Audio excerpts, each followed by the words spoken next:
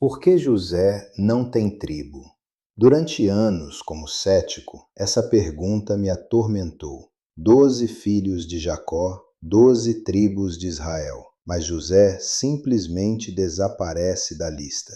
É como se o patriarca mais poderoso do Egito tivesse sido apagado da história. Eu pensei que fosse um erro dos escribas, talvez uma inconsistência bíblica que ninguém queria admitir. Mas quando comecei a investigar, o que descobri reescreveu completamente minha compreensão da Bíblia. A verdade é tão elegante, tão matematicamente perfeita, que só pode ter uma origem divina. E vou te mostrar exatamente o que encontrei. Antes de mergulharmos nesta investigação, quero que você saiba algo. Eu oro por cada pessoa que assiste este canal. Leio os comentários, vejo os testemunhos e levo cada um de vocês diante do trono de Deus. Se ainda não se inscreveu, faça isso agora. Junte-se a esta família que busca a verdade. Pai, abra os olhos de cada pessoa que está assistindo. Que vejam tua soberania na história, teu plano perfeito, mesmo nas aparentes contradições. Que esta investigação fortaleça a fé de quem já crê e plante sementes em corações céticos. Em nome de Jesus. Amém. Agora, deixe-me mostrar o que as evidências revelam. Primeiro, vamos estabelecer os fatos arqueológicos. Quando os israelitas se estabeleceram na Terra Prometida, não havia uma tribo chamada José. Isso está documentado em todos os registros bíblicos, nas descobertas arqueológicas em Tel Dan, nas inscrições assírias, nos papiros egípcios. Em vez disso, encontramos duas tribos, Efraim e Manassés, os filhos de José nascidos no Egito. Mas aqui está o primeiro mistério. Por que 2 filhos de José se tornaram tribos independentes, quando nenhum outro neto de Jacó recebeu esse privilégio? Rúben tinha filhos, Judá tinha filhos, Levi tinha filhos, mas apenas os filhos de José foram elevados ao status tribal. As escavações em Shilo, onde ficava o tabernáculo por 369 anos, revelaram algo extraordinário. Nas camadas arqueológicas do período dos juízes, encontramos evidências de 2 administrações tribais distintas operando na região central de Israel, uma centrada em Efraim, outra em Manassés. Isso confirma que não eram subtribos de José, eram entidades completamente independentes, com territórios, lideranças e identidades próprias. A estela de Merneptah, datada de 1208 a.C., menciona especificamente o povo de Israel como uma entidade estabelecida na terra. Mas quando analisamos os registros posteriores, José nunca aparece como tribo. Agora, aqui está onde fica interessante. Em Gênesis 48, temos o relato da adoção formal de Efraim e Manassés por Jacó. Mas não é uma adoção comum, é uma transferência legal de direitos de primogenitura. Jacó diz literalmente: Efraim e Manassés serão meus, como Rúben e Simeão são meus. Isso significa que José estava transferindo seus direitos de filho para seus próprios filhos. Na lei antiga do Oriente Médio, isso só podia acontecer por uma razão: o recebimento da porção dobrada da herança. Os textos cuneiformes de Nuzi, datados do século XV a.C., documentam práticas legais idênticas. Quando um pai queria dar a porção dobrada a um filho específico, ele podia adotar os netos desse filho, efetivamente dividindo a herança dupla entre eles. Isso explicaria por que José não aparece como tribo, porque ele recebeu algo muito maior. Em vez de uma tribo, ele recebeu 2. Em vez de uma porção da herança, ele recebeu a porção dobrada do primogênito. Mas espera, aqui surge outro mistério. Rúben era o primogênito de Jacó. Por direito legal e cultural, a porção dobrada deveria ir para ele. Então, por que José recebeu os direitos de primogenitura? A resposta está em 1 Crônicas 5, 1-2. Os filhos de Rúben, o primogênito de Israel, porque ele era o primogênito, mas por ter violado o leito de seu pai, Os seus direitos de primogênito foram dados aos filhos de José, filho de Israel. Rúben perdeu a primogenitura por adultério, e José, como o primeiro filho da esposa amada Raquel, herdou esses direitos.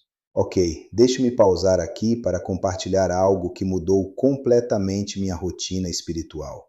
Durante toda essa investigação sobre as tribos, sobre os direitos de herança, sobre como Deus trabalha através de gerações, eu percebi algo. Eu estava estudando isso apenas intelectualmente. Era fascinante, mas não estava mudando minha vida diária. Até que descobri uma ferramenta que conecta esse tipo de estudo profundo com uma prática espiritual real. Todo dia, antes mesmo de começar minhas pesquisas, abro um app no meu celular que me leva através das escrituras de uma forma que conecta a arqueologia, a história e a aplicação pessoal. Não é só conhecimento, é encontro com Deus. Transformou completamente como começo cada manhã. Deixei o link no comentário fixado se você quer experimentar isso também. Mas vamos continuar, porque o que descobri sobre a bênção de Jacó vai abalar sua compreensão. Em Gênesis 48, 13 a 20, temos uma das cenas mais carregadas de profecia de toda a Bíblia.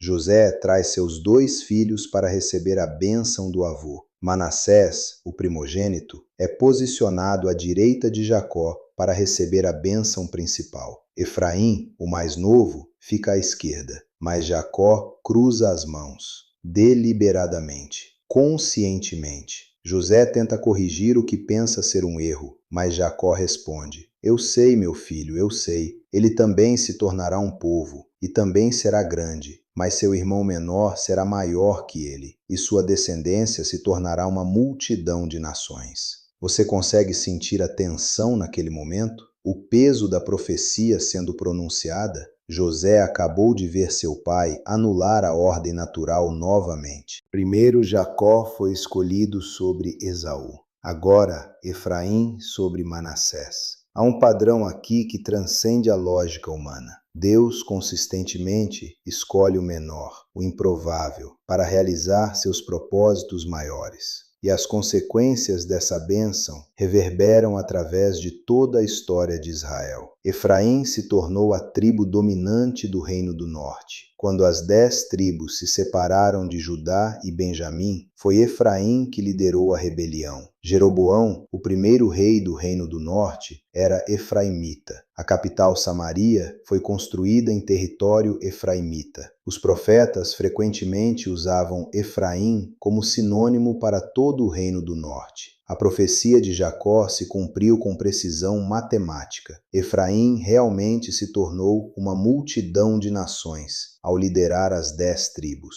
Mas aqui está o que mais me impressiona como ex-cético: as proporções territoriais. Quando analisamos os mapas arqueológicos das divisões tribais, Efraim e Manassés juntos controlavam aproximadamente 2/5 de toda a terra prometida. Isso é quase exatamente o dobro do que qualquer outra tribo individual recebeu. A matemática é perfeita. José recebeu literalmente a porção dobrada através de seus filhos. As descobertas em Khirbet Qeiyafa, a antiga cidade de Saar, no Vale de Elá, revelaram inscrições do século X a.C.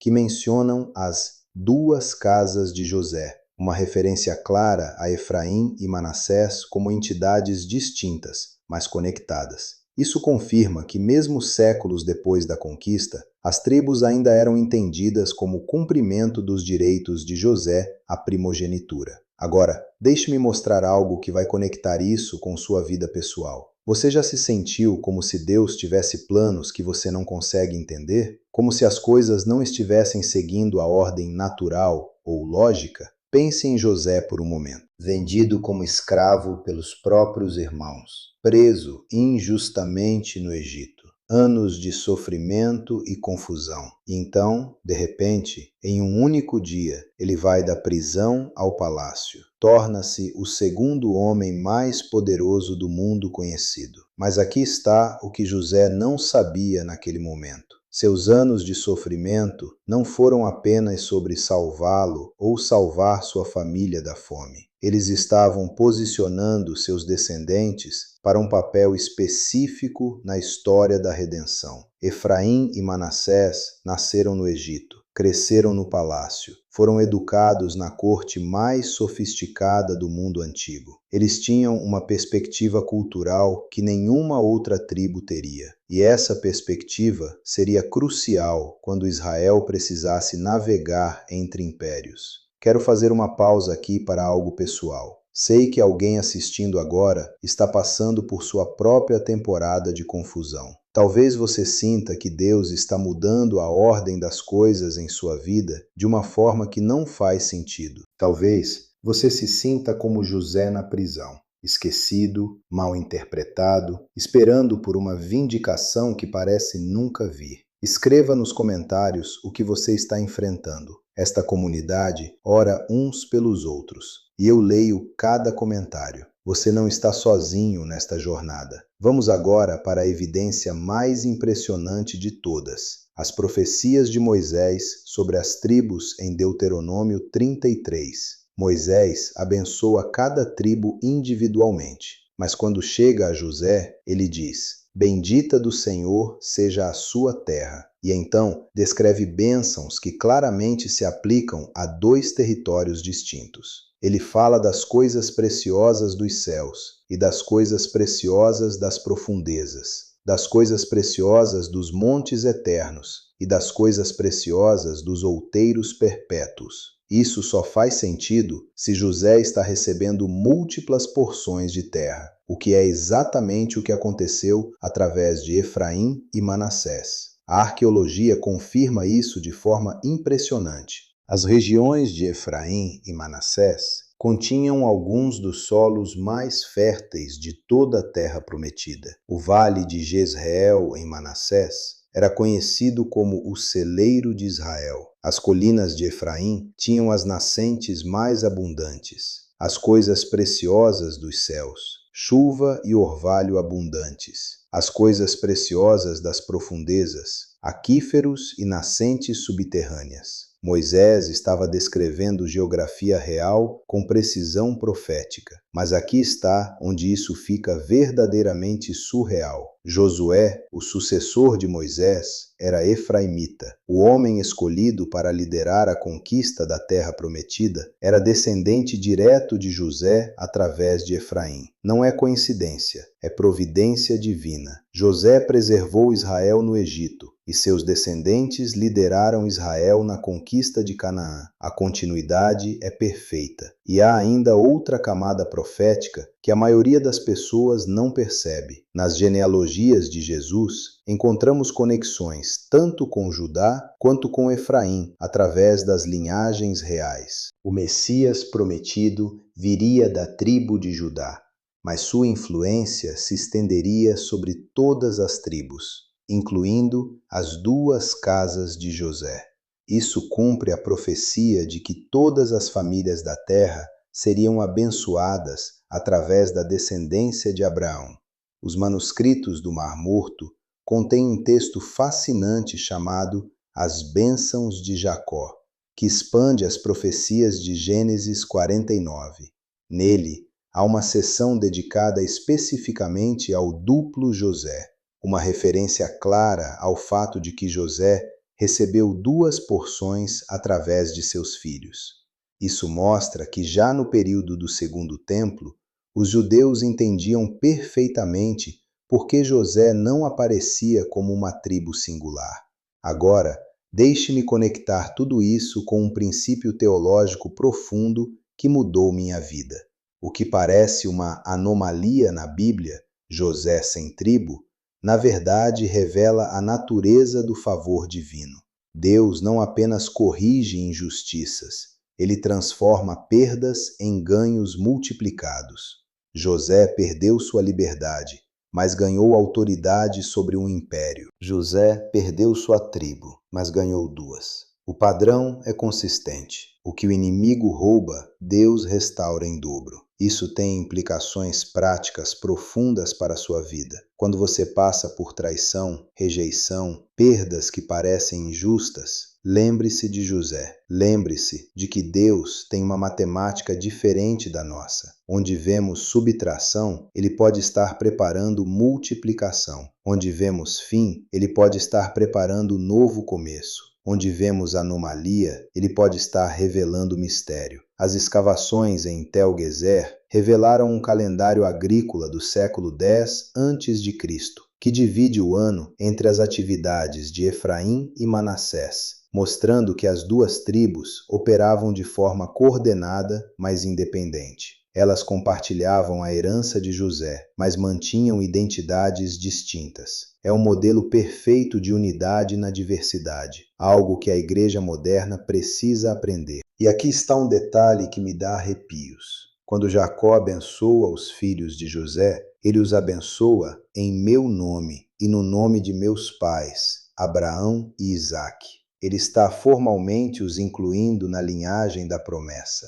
Efraim e Manassés não são apenas netos de Jacó, eles são herdeiros diretos das promessas feitas a Abraão. A aliança abraâmica flui através deles tanto quanto através de Judá, Levi ou qualquer outra tribo. Isto significa que quando Efraim liderou a rebelião que dividiu o reino, não foi apenas uma questão política, foi uma crise de identidade sobre quem realmente carregava as promessas de Deus. Tanto Judá quanto Efraim tinham reivindicações legítimas. Ambos eram portadores da promessa. A tensão entre o Reino do Norte e o Reino do Sul não era apenas sobre poder, era sobre interpretação profética. Os anéis de sinete encontrados em escavações em Samaria mostram símbolos tanto de Efraim quanto de Manassés, sendo usados pela casa real do Reino do Norte. Isso confirma que as duas tribos, filhas de José, mantiveram sua identidade dual, mesmo quando politicamente unidas. A herança de José permaneceu matematicamente precisa. Duas tribos, porção dobrada, cumprimento perfeito da profecia. Agora, depois de toda esta investigação, quero fazer uma pergunta pessoal. Você já teve momentos na sua vida onde as coisas pareciam fora de ordem? Onde Deus parecia estar escrevendo uma história que você não conseguia entender? Onde as promessas pareciam atrasadas ou as bênçãos chegavam de forma diferente do que você esperava? José viveu isso por décadas, da cisterna ao palácio, do esquecimento à autoridade, da tribo perdida às tribos duplicadas. A verdade sobre José reescreve nossa compreensão de como Deus trabalha. Ele não apenas conserta o que está quebrado, ele transforma quebrantamento em multiplicação. Não apenas restaura o que foi perdido, ele dá em dobro o que nunca tivemos. A ausência da tribo de José não é um erro nas Escrituras, é a assinatura de Deus na história. Agora, antes de você fechar este vídeo e voltar à vida normal, eu preciso te dizer algo importante. Tudo o que acabamos de descobrir, essa matemática divina, essa precisão profética, essa transformação de perda em ganho multiplicado, isso não pode ficar apenas como conhecimento intelectual. Precisa se tornar parte da sua caminhada diária com Deus. É exatamente por isso que coloquei algo no comentário fixado. A ferramenta que mencionei antes, a que uso todas as manhãs, ela pega esse tipo de revelação profunda